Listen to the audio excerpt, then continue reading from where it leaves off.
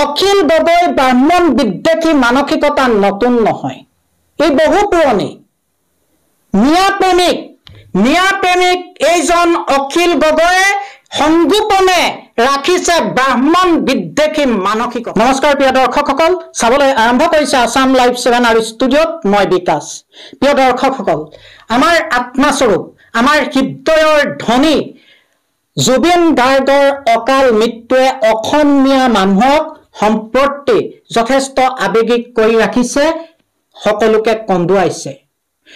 জুবিন গাৰ্গৰ অনাকাংক্ষিত মৃত্যুৰ পিছতে গুৱাহাটীত দপদপাই থকা একাংশ অভিনেত্ৰী, একাংশ সাংস্কৃতিক কৰ্মী আৰু সম্ভ্ৰান্ত বুলি কোৱা একাংশ পৰিয়ালৰ মুখাৰ আঁৰৰ মুখখন জনতাই চিনিবলৈ সক্ষম হৈছে। আজি এখন ৰাজনীতিৰ পথাৰখনত দপদপাই থকা এজন ব্যক্তি, এজন বিধায়কৰ সেই মুখাখন, প্ৰকৃত মুখাৰ আঁৰত থকা মুখখন আপোনালোকক চিনাকি কৰি দিব বিচাৰিছো। আজি আমি দুজন ৰাজনীতিবিদৰ কথা আলোচনা কৰিম। এজন হৈছে চৰকাৰৰ, অসম চৰকাৰৰ এজন মন্ত্ৰী পীযুষ হাজৰিকা, আনজন হৈছে বিৰোধী ৰাইজৰ দলৰ সভাপতি তথা শিৱসাগৰ জিলাৰ বিধায়ক অখিল গগৈ। প্ৰিয় দৰ্শকসকল, অখিল গগৈ ব্ৰাহ্মণ বিদ্বেষী মানসিকতা নতুন নহয়, এই বহু পুৰণি। ন্যায় প্ৰেমিক এইজন অখিল গগৈয়ে সংগোপনে ৰাখিছে ব্ৰাহ্মণ বিদ্বেষী মানসিকতা। আৰু জুবিন গাৰ্গৰ সমাধিস্থলীত এজন যুৱকে গৈ লগুণ ছিঙি দিয়া কৰ্মটো তেওঁ সাহসী কৰ্ম হিচাপে সামাজিক মাধ্যমত অভিহিত কৰিছে। আৰু সেই যুৱকজনৰ যিখিনি কথা, সেই কথাখিনি বৈপ্লৱিক কথা বুলি কৈ তেখেতে যথেষ্ট আপ্লুত হোৱা বুলি প্ৰশংসাৰে উপচাই পেলাইছে সামাজিক মাধ্যমত।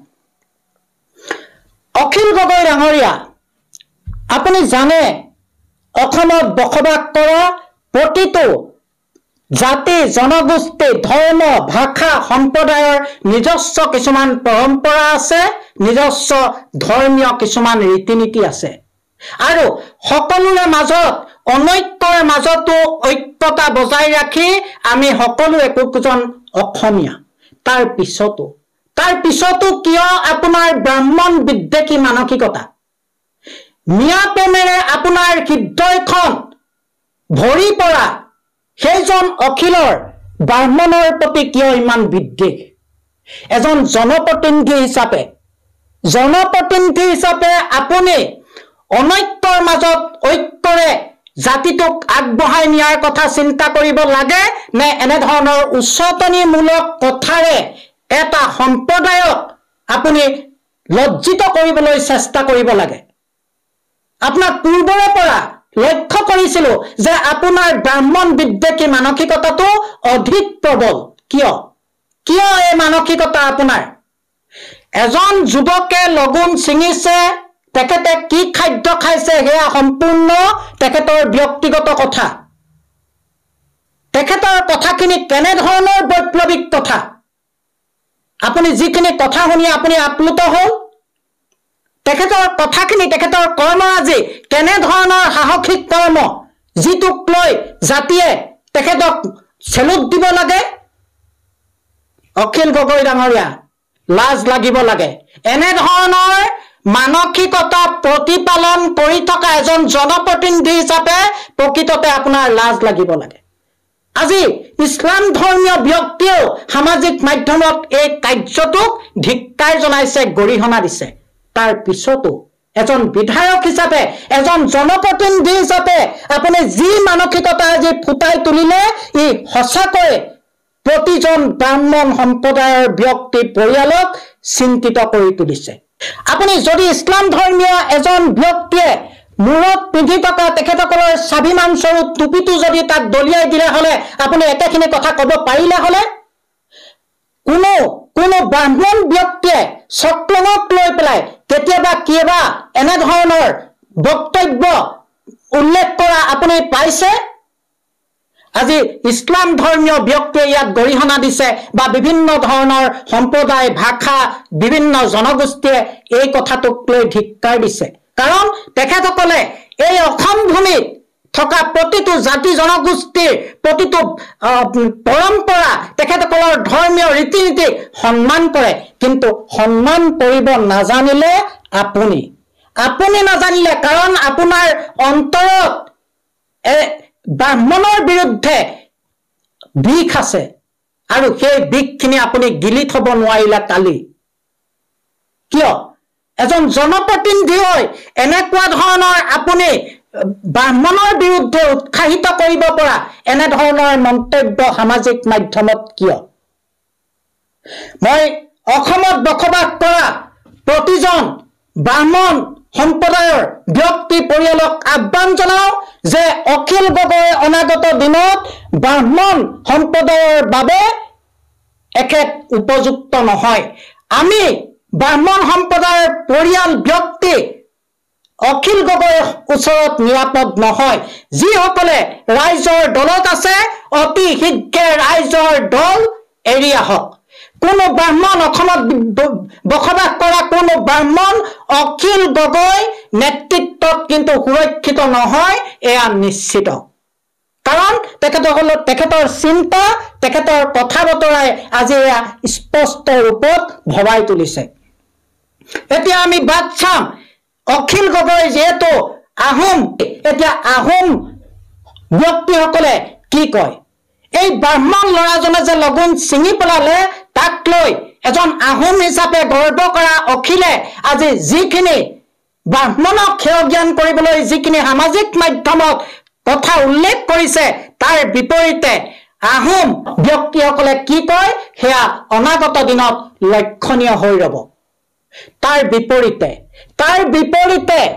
অসম চৰকাৰৰ সন্মানীয় মন্ত্ৰী পীযুষ হাজৰিকাই এই গোটেই কৰ্মটো ৰাজহুৱাকৈ কেমেৰাৰ সন্মুখত নিজৰ লগুণ ছিঙি প্ৰতিবাদ কৰা কাৰ্যক তীব্ৰ বিৰোধিতা কৰিছে অসমৰ এজন মন্ত্ৰী পীযুষ হাজৰিকাই তেখেতে এই ঘটনাক তীব্ৰ ভাষাৰে গৰিহণা দিছে কাৰণ পীযুষ হাজৰিকাই জানে অসমত বসবাস কৰা প্ৰতিটো জাতি জনগোষ্ঠী ভাষা সম্প্ৰদায়ৰ তেখেতসকলৰ যিখিনি ৰীতি নীতি তেখেতসকলৰ যিখিনি পৰম্পৰাক সন্মান কৰিব কিন্তু আপুনি নাজানে আপুনি অখিল গগৈ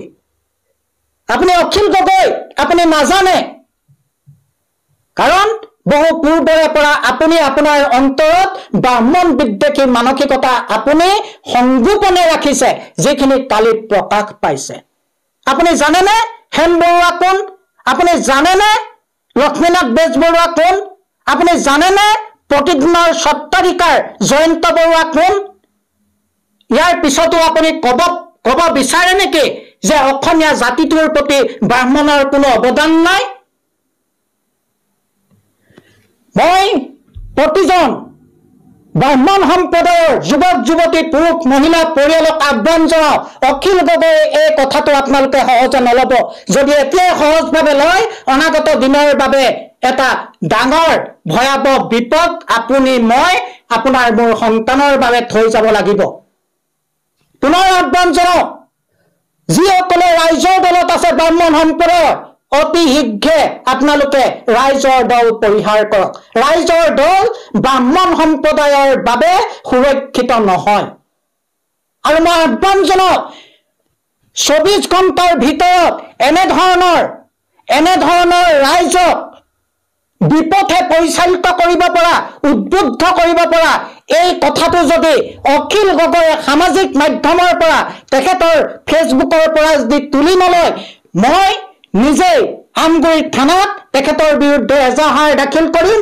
আৰু প্ৰতিজন অসমত বসবাস কৰা প্ৰতিজন ব্ৰাহ্মণ যুৱক যুৱতী পুৰুষ মহিলাকে আহ্বান জনাম যে তেখেতে যি উদ্দেশ্যপূৰ্ণভাৱে ব্ৰাহ্মণৰ বিৰুদ্ধে এক উচ্চতনীমূলক কাৰ্য কৰিবলৈ গৈছে থানাই অখিল গগৈৰ বিৰুদ্ধে এজাহাৰ দাখিল কৰক আৰু মুখ্যমন্ত্ৰী মহোদয়ৰ দৃষ্টিগোচৰ কৰিছো আপুনি অসমৰ মুখ্যমন্ত্ৰী সকলো জাতি জনগোষ্ঠী ধৰ্ম ভাষা সম্প্ৰদায় নিৰ্বিশেষে অসমৰ নেতৃত্ব দিছে আপুনি এই কথাটো সহজে ললে নহব অন্যথা অনাগত দিনত আপোনাৰ চিন্তা আৰু কৰ্মক লৈও ব্ৰাহ্মণ সম্প্ৰদায় কিন্তু সন্দেহবাদী হৈ ৰব।